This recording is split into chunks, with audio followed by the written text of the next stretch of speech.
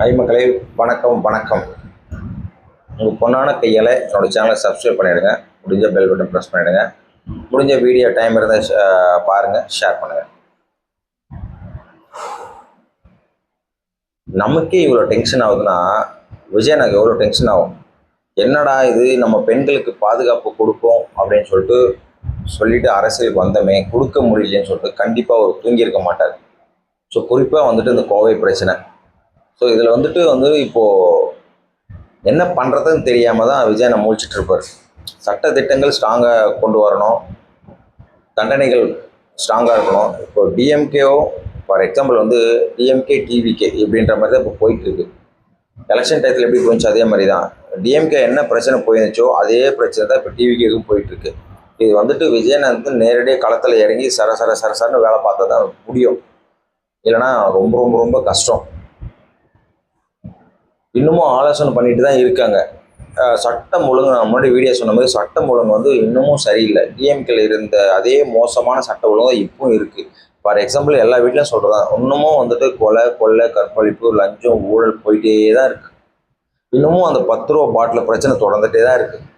So முடிஞ்ச அளவுக்கு இந்த ஒயின் ஷாப்பையும் க்ளோஸ் பண்ணால் நல்லா தான் இருக்கும், போதை இல்லாமல் இருந்தால் நல்லா தான் இருக்கும், இந்த பிரச்சனைகள் இல்லாமல்.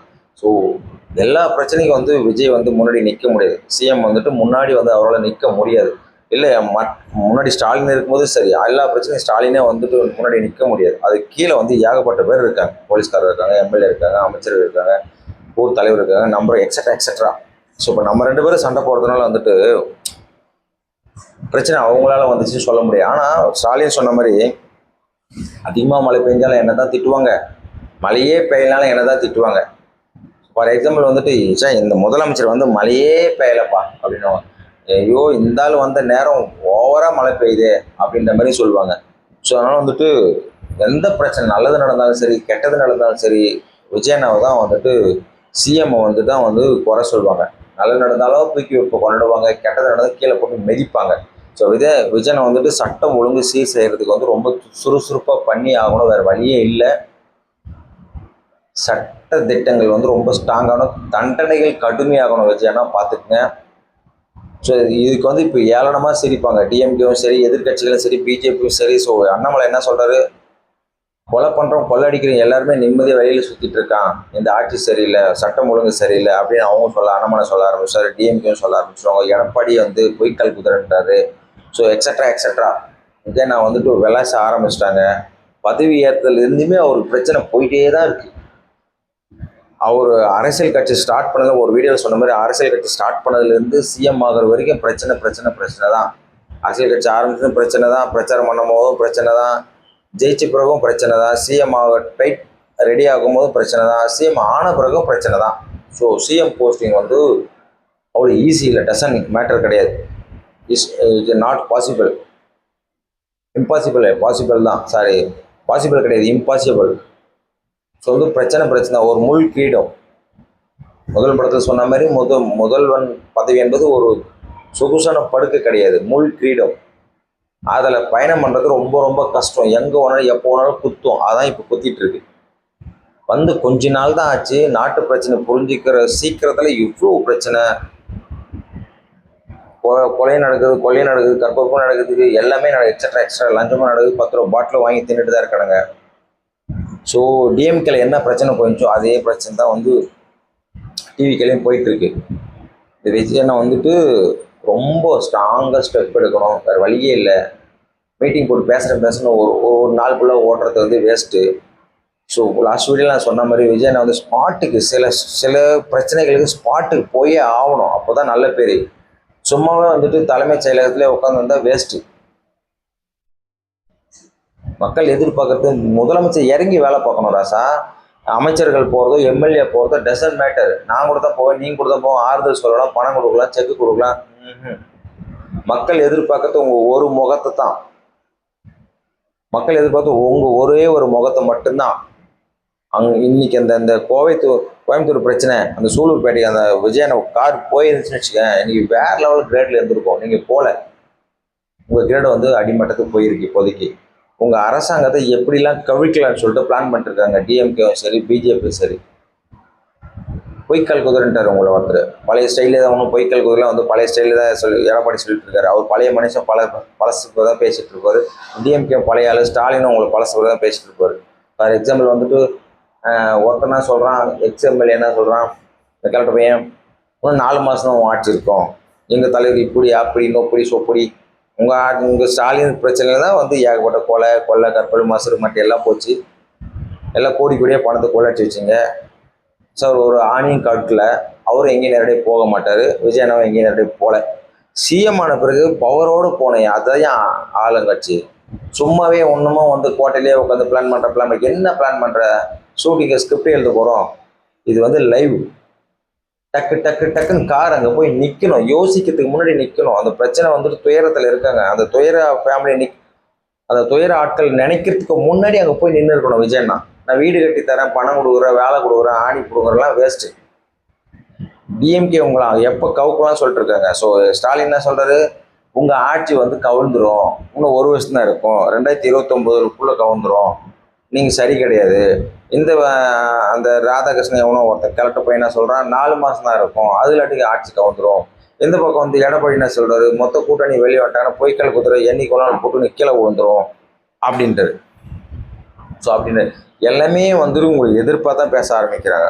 ஸோ அன்புமணி நல்லதாக பேச என்ன சொல்கிறாரு, இங்கே பவர் கட்டு அங்கே பவர் கட்டு நொண்டி சாக்கெல்லாம் சொல்லாதீங்க, எத்தனை தடைகள் வந்தாலும் தடைகளை உடைச்சிட்டு நீங்கள் தடையில்லா மின்சாரத்தை கொடுக்கணும் அப்படின்னு அன்புமணி சொல்கிறார். இது எல்லாமே வாயில் பேசுறது கரெக்டாக இருக்கும்,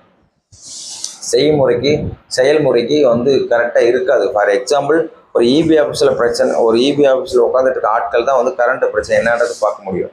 ஸோ இந்த சம்மர் டயத்தில் கலைஞர்லாம் இருக்கும்போது ஏகப்பட்ட கரண்ட் கட் ஆகும், 3 மணி நேரம் 4 மணி நேரம் ஆஃப் டே கூட கரண்ட் கட் ஆகிடும் முதல்ல சொல்லிவிடுவாங்க. ஸோ அதை விட மோசமான டைமிங்லாம் நம்ம பார்த்துருக்கோம். கரண்ட் கட்டுன்றது கலைஞராகட்டும் ஜெயலலிதாகட்டும் யார் வந்தாலுமே சம்மரில் வந்தால் எல்லாருக்குமே பஸ்பமாக்கி கூட கரண்ட்டு. ஸோ கரண்ட்டு போயிட்டு தான் இருக்கும், அடிக்கிற வெயில் டொப்புன்னு இருக்கிறோம். இப்போ ஏகப்பட்டவன் அவன் கடன் வாங்கி ஏசி வாங்கி மாட்டுறான் வீட்டில்.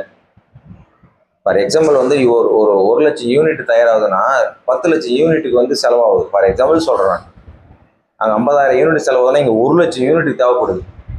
ஸோ அப்போ வந்து லோடு வந்து அதிகமாக தயாரித்தாலும் லோடு இங்கே அதிகமாக செலவாகுது. ஸோ பவர் இழுக்க ஆரம்பிக்குது. எல்லாருமே இந்த சம்மர் டயத்தில் ஒரு 3 மாதம் 4 மாதம் சம்மருக்காக எல்லாருமே ஏசி வாங்கி குமிக்க ஆரம்பிக்கிறாங்க. கரண்ட் வந்து எகிர ஆரம்பிக்குது. ஸோ அங்கங்கே ஸ்ப்ரெட் ஆகும், ஃபயர் ஆகும், எரியத்தான் செய்யும். டே நைட் லோடு அதிகமாக அங்கே எல்லாம் வெடிக்கும். இது போக டிஎம்கே பிரச்சனையும் பண்ண தான் செய்வாங்க மறைமுகமாக. பணம் கொடுத்துட்டு ஆஃப் பண்ணு கரண்ட் கெட்ட பிறகு அரசாங்கத்தை கெட்ட பிறகு விஜயனை வந்துட்டு சிஎம் ஆக்கலாம்னு நினைச்சாங்க, சிஎம் ஆயாச்சு. ஸோ அவர் ஆட்சி கவிழ்க்கல, அடுத்தது கவிழ்க்கணும். அதனால வந்துட்டு டிஎம்கேவும் சரி ஏடிஎம்கேவும் சரி பிரச்சனை பண்ண தான் செய்வாங்க. ஸோ அதெல்லாம் தவிடுபடி ஆக்கிட்டு நிற்கிறதா வழியே. என்னமோ எதுக்கெத்தாலும் பேசுகிறேன். உங்களோட சட்டம் ஒழுங்கு திட்டம் என்ன, உங்களோட மைண்ட்லேருந்து என்ன வருது, உங்ககிட்ட தான் பவர் இருக்குது, விஜயனா கிட்ட தான் பவர் இருக்குது, அவர் தான் செய்யணும், இறங்கி செய்யணும், டக்குன்னு செய்யணும். நான் வீடியோ போட்டிருக்கேன்னா என்னோட மைண்டில் என்ன தோணுதோ நான் தான் பேசுகிறேன். ஸோ நியாயங்கள் தான் பேச முடியும்.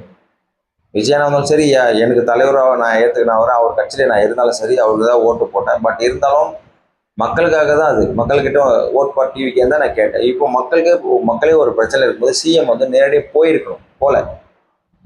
ஸோ ஒஸ்ட்டுன்னு தான் நான் சொல்வேன். பிரச்சனைகள் வரும், பிரச்சனைகள் தீர்க்கத்தானே சிஎம்ஏ, மக்களோட பிரச்சனைகளை தீர்க்கத்தானே ஒரு கேப்டன்ஷிப்பை உட்கார வச்சிருக்கோம். விஜயனா கடவுளான்னா கிடையாது, ஸ்டாலின் இந்த கடவுளானா, மோடி கடவுளா, ட்ரம்ப் கடவுளா, யாருமே கிடையாது. எல்லாமே மனுஷங்க தான். ஒரு கேப்டன்ஷிப் தேவை, ஒரு கப்பலுக்கு ஒரு கேப்டன்ஷிப் தேவைன்ற இந்த மக்களுக்கு ஒரு கேப்டன்ஷிப், அவ்வளோதான் உட்கார வச்சுருப்பாங்க. கண்டிப்பாக வேறு வழியே கிடையாது. அட்மினிஸ்ட்ரேஷனில் 8 அவ்வளோதான். ஸோ அதனால் வந்துட்டு பிரச்சனை தீர்க்கிறது தான் நம்ம சிஎம் உட்கார வச்சுருப்போம். கண்டி அவர் பிரச்சனைக்கே போக மாட்டேங்கிறாரு. இதோ கரண்ட் நியூஸ் பாருங்கள், குரோம்பேட்டையில் குடிநீர் பிரச்சனை, குடிநீரே வரல, பொதுமக்கள் குற்றச்சாட்டு, அங்கே இருக்கிற எம்எல்ஏ என்ன பண்ணுறாருன்னு தெரியல. ஸோ இது ஒவ்வொரு பிரச்சனையாக ஸோ வெடிச்சுட்டே தான் இருக்கும் விஜயனாக்கு. இது வந்து ஆளுங்கட்சி சமாளிக்கிறது ரொம்ப கஷ்டம்னு, எதிர்கட்சி வந்துட்டு அவ்வளோ ஒஸ்ட் எண்ணங்கள் கொண்டவங்க, டிஎம்கே ஆகட்டும் ஏடிஎம்கே ஆகட்டும். ஸோ விஜயனை வந்து புரிஞ்சு நடந்துக்கணும், எது வந்தாலும் திருப்பி அடிக்க கற்றுக்கணும் ஸ்ட்ராங்காக. விஜயனை வந்து ஸ்ட்ராங்காக திருப்பி அடிக்கணும். எல்லா விமர்சனத்துக்கும் வந்து டக்கு டக்குன்னு விடையளிக்கணும். அவர் எல்லாத்துக்குமே அமைதியாக தான் இருக்கார். வெற்றி பெற்றதுக்கு அமைதி, சக்ஸஸ், சூப்பர். விமர்சனங்களுக்கு நீங்கள் அமைதியாக இருந்தீங்கன்னா ரொம்ப ரொம்ப அதோட ஒரு கொடுமையான ஆயுதம் கிடையாது.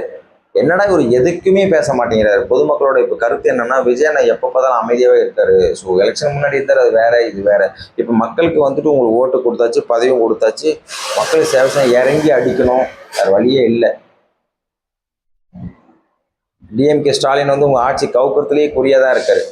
எடப்பாடி உங்கள் ஆட்சி கவுக்கத்தில் குறியவே இருக்காரு. பிஜேபியும் குறியாவே இருக்காங்க. உங்களை எப்போ காலி பண்ணலாம் தான் இருக்காங்க. 5 வருஷம் நாங்கள் உங்களை முழுசாக எண்டு பண்ண விட மாட்டோம் அப்படின்னு இருக்காங்க. ஸோ நீங்கள் வந்து இன்னும் ஒரு 5 மாதம் கூட ஆகலை, அதுக்குள்ளேயே இவ்வளோ பிரச்சனை பண்ணுறாங்க. இவ்வளோ பிரச்சனை வருது.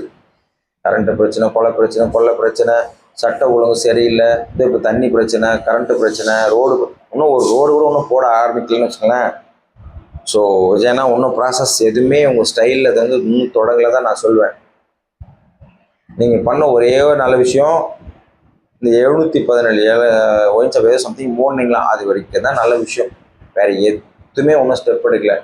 இந்த அம்மா ஹோட்டலில் ஏதோ புனரமைக்க சொன்னீங்க, அவ்வளோதான். அது ப்ராசஸ் போயிட்டு. அம்மா ஹோட்டலில் இப்போ யாரும் முழுசாக அவன் திங்கிறதுலாம் கிடையாது, அது வேஸ்ட்டு. அவன் இஷ்டத்துக்கு அவன் போயிட்டுருக்கான், அவன் சமைச்சு சாப்பிட்டு அப்படியே போயிட்டுருக்கான். எல்லா விலைவாசி ஏறி போயிருக்கு. அம்மா ஹோட்டலில் எல்லா கேஸும் சப்ளைலாம் பண்ண முடியாது முன்னாடி மாதிரிலாம். ஸோ 6 கேஸ் தருவீங்கன்னு சொன்னீங்கல்ல, ஸோ அதுவும் கஷ்டம். ஸோ அதெல்லாம் வேஸ்ட்டு. சரி, அப்போ அதை நீங்கள் பார்த்துக்குங்க. இந்த சீமா வந்து உங்களை வச்சு செய்கிறாரு போடுங்க, அந்த மாதிரி தான். சீமா வந்துட்டு வேஸ்ட் பீஸ்னு எல்லாருக்குமே தெரியும். அவர் கத்தியே தொண்டைக்கிலேயே கத்தி போகிறாரு, அது வேறு விஷயம். ஸோ விஜயனை வந்துட்டு நீங்கள் எதுவாக இருந்தாலும் விரைந்து செயல்படணும், அவ்வளோதான். குற்றங்கள் நடந்துகிட்டே தான் இருக்கும். குற்றங்களை தடுக்கிறது உங்களோட வேலை. நிரந்தரமாக தடுக்கிறது என்பது ரொம்ப ரொம்ப ரொம்ப கஷ்டம். நிரந்தரமாக நீங்கள் இந்த 5 வருடத்துக்குள்ளே எலெக்ஷன், அடுத்த எலெக்ஷன் வரத்துக்குள்ளே நீங்கள் எல்லா பிரச்சனையும் நிரந்தரமாக தடுக்க முயற்சி பண்ணி 95% தடுத்துட்டீங்கன்னு வச்சுக்கோங்க, நீங்கள் சக்ஸஸ் மேன். அடுத்த சிஎம் நீங்கள் தான். அடுத்த பிரதமரோட நீங்கள் ட்ரை பண்ணலாம். இன்னும் ஒரு 5 ஆண்டு, 10 ஆண்டு, இல்லை 15 ஆண்டு, 20 ஆண்டு ஆண்டுட்டிங்கன்னா அடுத்த சிஎம் நீங்கள் ஆகலாம். மோடி அதில் டீப் காலி. மோடி அவர் விலகிடுவார். அவர் நீங்கள் ஒரு 10-15 வருஷம் போனீங்கன்னு வச்சுக்கலாம், அதுக்கப்புறம் மோடி அரசு இருக்காது, நீங்கள் தான் பிரதமர் கூட ட்ரை பண்ணலாம், அந்த அளவுக்கு. ஆனால் மக்கள் செல்வாக்கு வேண்டும். இப்போ Modi is a top great leader, world லெவலில் அவர் தான் லீடர். இப்போ ட்ரம்ப்பு சொல்கிறாரு, மோடி வந்து என்னோட ஃபேன், அவரோட ஃபேன் நான், அவ்வளோ பிடிச்சிருக்கு அவரை. அவர் சும்மா சொல்கிறாரா உண்மையாக சொல்கிறாரெலாம் I don't know. So Modi வந்து ட்ரம்ப்பே சொல்கிறார், இந்தியா வந்துட்டு என்ன உதவி வேணாலும் நான் செய்ய தயாராக இருக்கேன் அப்படின்றார். அவர் திடீர்னு சொல்லுவார், திடீர்னு மாறிடுவார். அவர் வந்து ஒரு கட்சி மாதிரி, இங்கே இருப்பார், இங்கே இருப்பார். அவர் திடீர்னு உண்மை சொல்வார், திடீர்னு பொய் சொன்னார். டக்குன்னு சொல்லுவார், ஆனால் செய்ய மாட்டார் சொல்லிவிடுவார். அந்த மாதிரி தான் இந்தியாக்காரன்னா அவனால செய்வோம் அப்படின்னா ஆனால் பிரச்சனையும் கொடுப்பாரு. பொருளாதார தடை விதிப்பார், இது பண்ணுவார், அதை பண்ணுவார், பெட்ரோல் வாங்காதனவர் வாங்கிக்கணுவார். அது ஒரு மண்டை கோளாறு. ஸோ அதனால் வந்துட்டு தெளிவாக லீடர்னால் தெளிவாக இருக்கணும், முடிவு கரெக்டாக இருக்கணும். அதான் விஜய் நான் சொல்கிறேன். நீங்கள் வந்து சட்டம் ஒழுங்கு சரியில்லை அப்படின்னு மக்கள் சொல்லிட்டு, நானும் தான் சொல்கிறேன், சட்டம் ஒழுங்கு சரியில்லை தான். இப்போது ரொம்ப மோசமான நிலைமை போயிட்டுருக்கு. அதுக்கு காரணமாக நீங்கள் தான். ஸ்பீடான ஸ்டெப் இல்லை, பெரிய பிரச்சனை, பூதகரமான பிரச்சனை வெடிக்கும் போது அங்கே சிஎம் விசிட் பண்ணி ஆகணும். அதுதான் தலையெழுத்து. நீங்கள் பண்ணலைன்னா உங்கள் தலையெழுத்து மாற்றிடுவாங்க, மக்கள் பார்த்துக்குங்க. ஸ்டாலினோட தலையெழுத்து எப்படி மாற்றினாங்களோ அதேமாதிரி உங்கள் தலையெழுத்து வந்து மாற்றாததும் மக்கள் கையில் தான் இருக்குது. நீங்கள் மக்கள் சேவை செய்கிறது தான் இருக்குது. புரிஞ்சுக்கணும், ஏன்னா புரிஞ்சுக்கணும். நல்லாட்சி மக்களுக்கு தொடரணும் அப்படின்றத உங்களை உட்கார வச்சுருக்காங்க. நல்லாட்சி தொடரணும்னா நீங்கள் நல்ல ஸ்டெப் எடுக்கணும், பிரைந்து எடுக்கணும். குதிரை வேகம் இல்லை, ஜெட்டு வேகத்தில் நீங்கள் ஸ்டார்ட் பண்ணணும் முயற்சிகளை, பணிகளை ஜெட்டு வேகத்தில். யாருக்கும் அஞ்சு தேவையில்லை, டக்குன்னு போயிட்டே இருக்கணும். உங்களுக்கு என்ன தோணுதோ, மக்களுக்கு நல்லது செய்ய நீங்கள் வந்திருக்கீங்க, மக்கள் நல்லது செய்ய என்ன தோணுதோ டக்குன்னு செஞ்சுட்டு போங்க. நல்லாட்சி தொடரணும்னா உங்களோட ஸ்டெப் நல்லா இருக்கணும், ஸ்பீடாக இருக்கணும், பார்த்துக்கோங்க.